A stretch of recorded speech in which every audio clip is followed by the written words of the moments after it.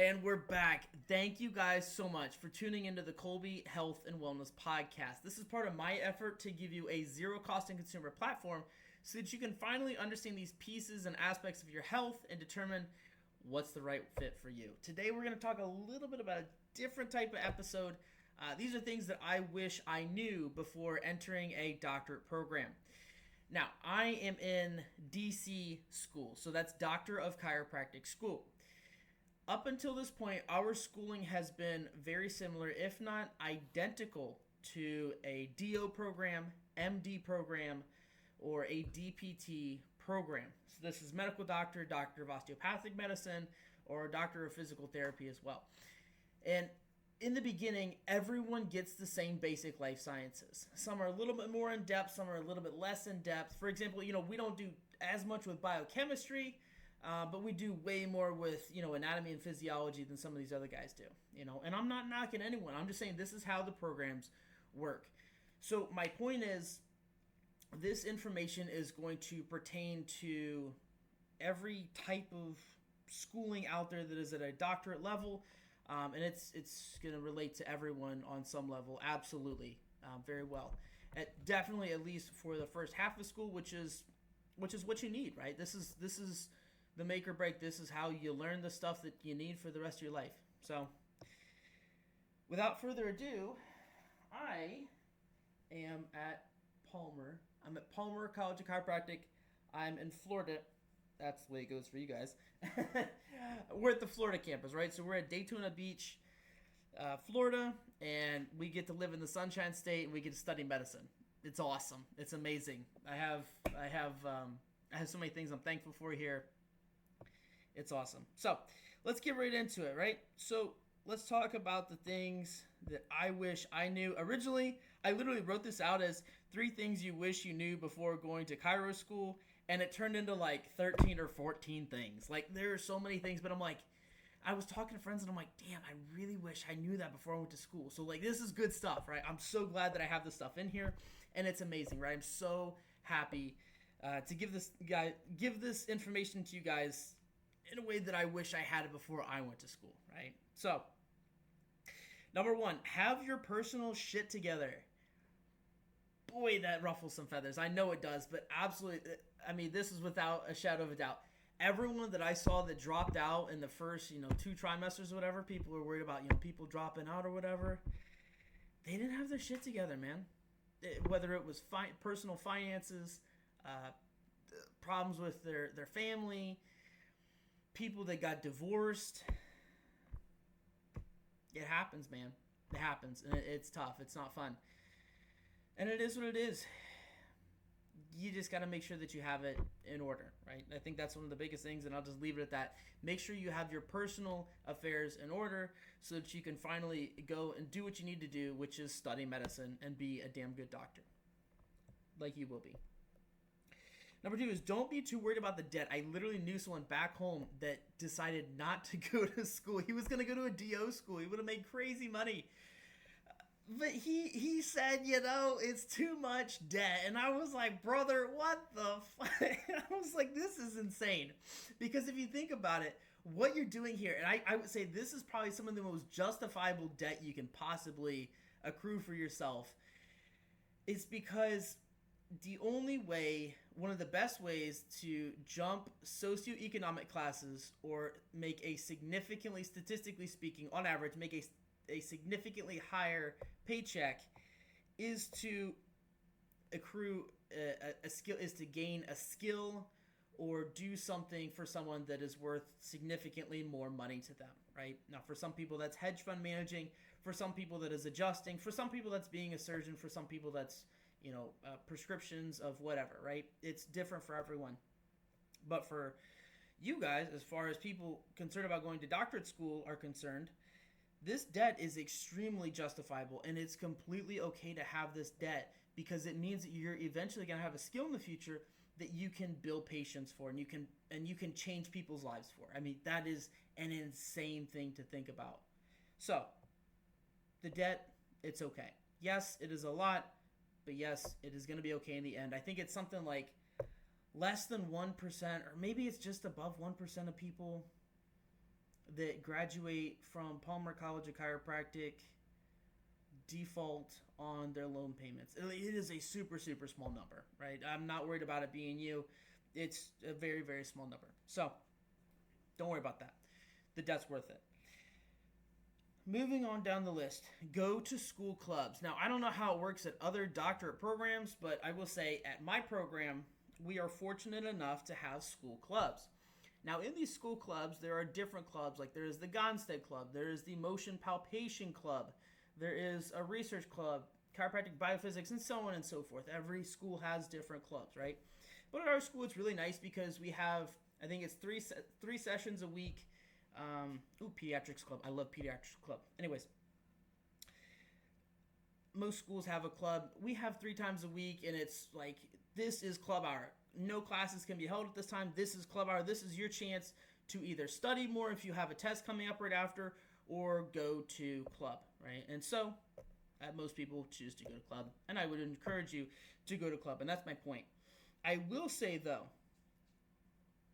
double-edged knife, don't fall into a cult. Don't fall into a cult, because there are a lot of people that maybe don't work for someone, or maybe they do work for someone before they come to school, and they come to school and they're like, oh, well, this looks like this is the best way to practice, chiropractic. And, for them and their situation, that might be so. That's fine. That's cool. Not knocking you. But I will say, and this is notorious in the Gonstead Club, is this is chiropractic, and this is the only way to do chiropractic care. And we literally call them gondroids. We literally call them gondroids because we say they are droids. There is no other way that they see to study and perform chiropractic care. And it's just not right. Respectfully, it's just not right. There are many ways, as my dad says, there's more than one way to skin the cat. Don't fall into a cult, and make sure that you are giving all of them a fair shake is the best way to put it. So yeah. Don't fall into a cult. Don't do it. Give them all a fair shake. Next thing, I would say work for a chiro beforehand. I kind of just touched on this, but I would say work for whatever profession you're going into. Like work under that person before you go to school for it. Because when you are weathering the tough days and you're trying to figure out, oh my gosh, I don't know how to study for this. I feel like this is too much. Am I supposed to be here? Blah, blah, blah. Like all that stuff. A lot of that is significantly decreased and mitigated when you've already worked for someone beforehand, and it helps you weather the uncertain times and gives you just a little bit more certainty. Like, yeah, it's all going to work out. Yeah, it's all for something at the end of the day. By the way, shout out to Dr. Patrick and Dr. Paul Baker of Baker Chiropractic in Cincinnati, Ohio, which is where I am from. I worked for them before I went to school. I actually still talk to Dr. Patrick Baker. They're an amazing group of chiropractors. They're actually brothers. They're awesome. I would encourage anyone that's even remotely close to them, go see them. They're really good guys. So I would say work for whatever profession you're about to go into. Work for them beforehand so you get an idea of what it's like, and make sure that it is what you want to do, because we're spending, I'm in an accelerated doctor program, so we're not taking the full 4 years.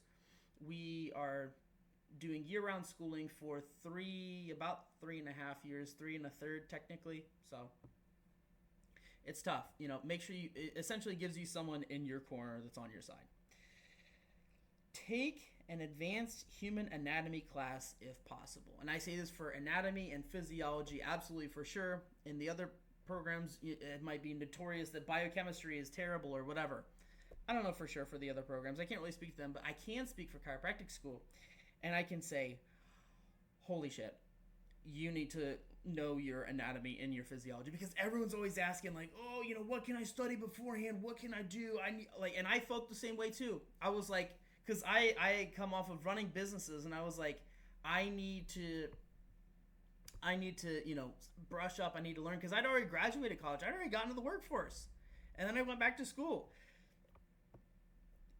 I would say one of the best things you can do, especially because most people are coming from, they are babies. They're coming straight from college, and they're going straight to doctorate school. A lot of them are. I would say it's probably 70% of most of the classes. At least that's how it is for chiropractic, at least. But my point is, I would take the advanced anatomy and physiology classes if at all possible, because it's so much to handle at first, and having that background of information definitely helps you. Is it required? Is it necessary? It depends on your school's requirements to get in. But I mean, if there was something if there was one thing I could go back and take in undergrad, anatomy and physiology, 100% without skipping a beat there. Next thing, get used to failing and moving on with your day and moving on with your life, bro, because you're going to be tested in a tough program like this. I mean, you're going to be tested. It's going to be tough. It's going to suck. It's not fun. You're going to fail. I don't know anyone that hasn't got a poor grade that they weren't expecting on a test, and I definitely have failed a couple of tests. Most of us has failed a handful of tests at the least, and it's okay. Like, you just got to move on with your day. I know that you're going to take it to heart at first, and you'll be like, oh my gosh, well, I don't feel comfortable in this. I don't feel confident in this now because I'm scared that I'm going to mess up on a patient or whatever. You ain't going to worry, man. You ain't going to stress out that much. You are going to learn this information so many times over in different ways. And like now, like I didn't feel the greatest with Phys 2 and head and neck anatomy. I wasn't great with head and neck anatomy. I sucked. It was not fun. I'm pretty sure I failed that test, actually. My point is, we go back and then we have neuromuscular NMS diagnosis, right? Which is muscular skeletal diagnosis class. And we basically get a refresher on all this stuff again. And we learn, and we go through cranial nerve tests again. And, there's so many different ways that you wrap this stuff in. So it's not like you need to worry so much and take this stuff to heart. Anyways, I'm really harping on that topic. I need to move on. The next thing on the list is understand others are going to be way smarter than you. For 99% of you guys, it's okay. It's going to be fine. There are some geniuses out there. There are some people that are so freaking smart. You're like, how in the hell did you retain that? I mean, there's literally people I know that had to study all of 5 minutes before a test, and they were good to go, and they literally got an A. They missed like one question, right? And then there's me. Saturday and Sunday, I am sitting there in the fishbowl just stressing. We have fishbowls at school. We call them fishbowls. We can like literally write all on the wall in the fishbowl. It's really nice. And I am sitting there all weekend just stressing about this test. And I mean, there were some that I like barely passed. Phys 2, don't know how I got through the class. I barely passed. I was stressed out. Dr. Gonzo was tough. Straight up. But it's okay. Because there's some people that are going to be smarter, and there's some people that are going to be. And it doesn't mean you're dumb or you're not smart. It just means that you have a different way that you have to learn stuff, and that's okay. You're still going to be an amazing doctor. Like, don't worry about it. These academics mean so little when you're finally in practice. No one's going to ask you if you got a B on a physiology assignment. Don't worry about it. Moving on. Other people are going to be smarter. Find your study style. This kind of wraps into I had to read information over and over and over and essentially teach it to myself in my own brain. Now there's a lot of people who have different ways of studying it. I have a great friend, and she literally has to write the information down once, read over it once, and she is good to go. She's good to go. And something I used to do, and I still do it sometimes for tests, I would write as much as I could down on a piece of paper, look at it 3 times before I go into the test, and try to quiz myself on it. And then I would say, okay, good to go. Junk in the trash, take the test. That's what I would do. And some people just need to read. Some people need visuals. Everyone's different, right? And it's okay. Don't think that you have to study the exact way someone else is studying just because they get great grades or whatever. I knew a guy that actually, he thought he was killing it in school. He was getting great grades. He had to repeat a trimester, and then he wound up dropping out for other reasons. But he he was not studying very well, and he was convinced he was trying to tell us all how to study. Don't worry about that. Not everyone is like you.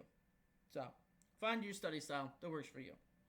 Next, don't worry about the friend groups. They're always going to change.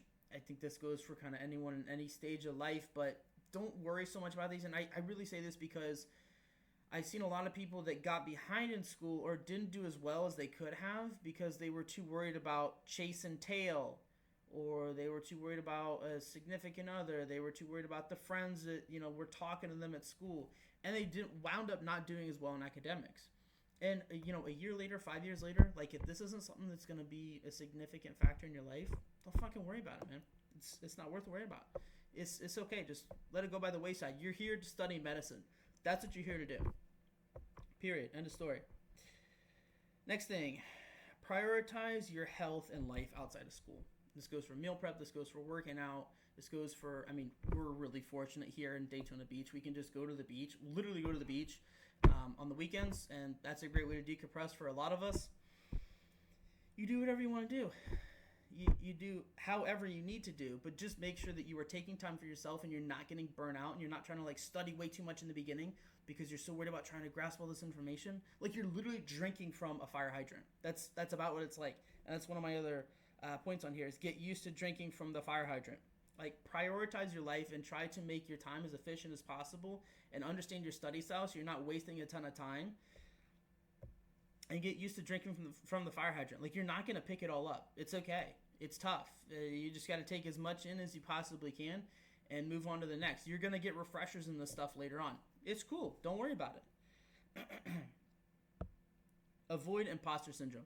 This is something that I had in the beginning. I definitely still have. And it's something that I talked to one of my really great professors about. He's actually moved on. I don't even think he's a professor now. He's done a lot of amazing things for Palmer, and he's in a higher up position now. But my point is that he came from, a super economically depressed area. And he said that, obviously living back home was not so amazing. And when he went to school, he felt like he had terrible imposter syndrome because no one in his family had ever become a chiropractor before. Like, he didn't feel like he was going to be able to do it. He was like, I feel like I'm an imposter here.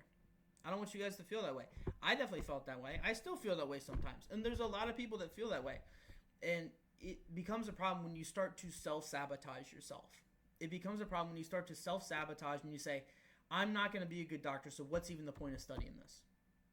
And that's how we kind of get sometimes. And it's like, no, you're going to be a great doctor. You're going to go out there and you're actually going to be able to treat patients. Like, in a year's time, you're going to, someone's going to come to you for medical advice. Like, it happens all the time, man. And obviously you can't give, legal medical advice, but I'm like, I literally caught someone's, I didn't tell him anything, but I was like, that sounds like a disc herniation. And I didn't tell him, and I was like, I think you should go see this chiropractor. I had a great chiropractor that I trusted. I was like, I think you should go see this chiropractor. Sure shit not. Disc herniation. I'm like, oh, good to know, right? So, you'll be able to do this stuff, dude. It's possible to get on and get through it. It's just tough, in the time. So, anyways, moving on. Next and last point is, this is so interesting, and this is something that I didn't see in undergrad, and it changes. The game changes when you go, when you get to high school, the game changes. When you get to college, the game changes.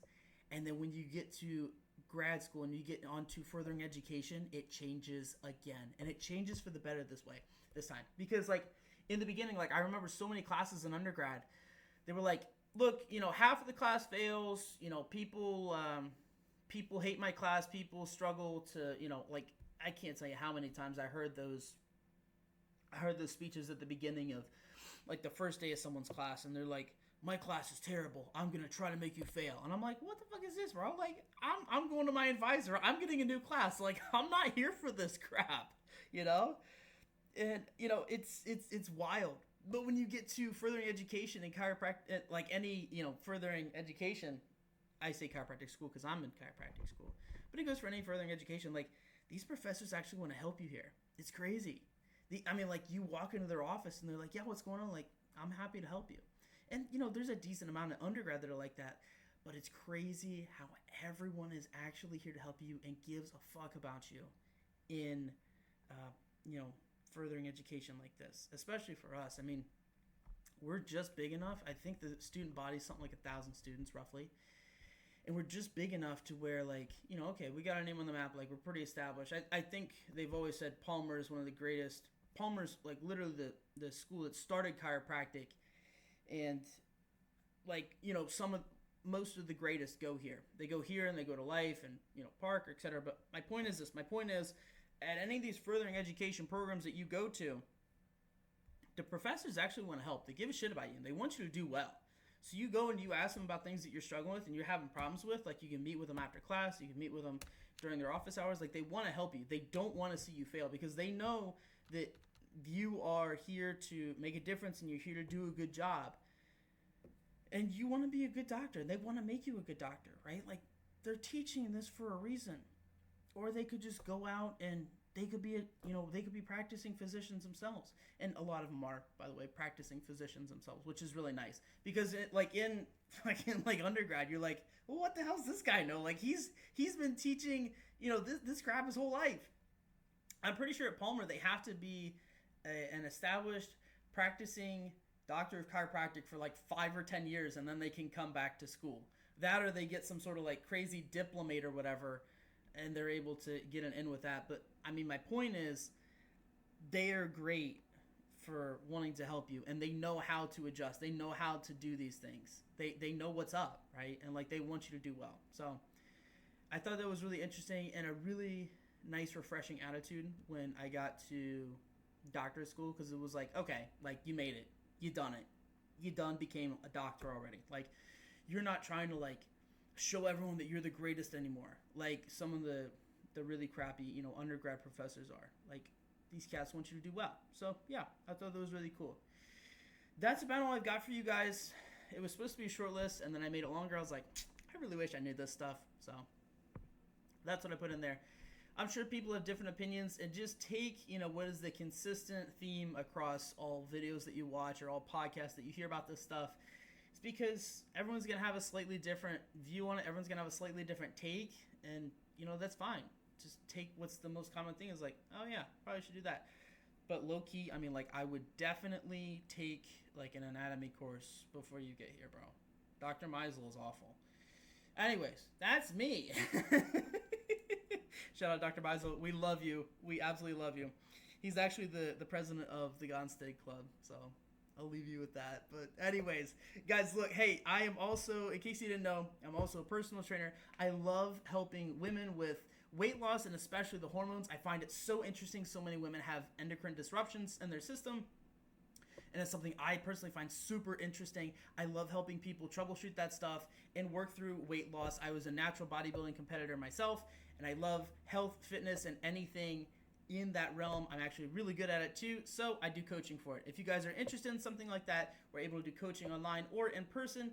If you want that, hit me up in the show notes and find a direct message pathway to me. That can be either email or direct message via Instagram. That's all I got for you guys today. I love you so much. Drop any questions you have down in the show notes below.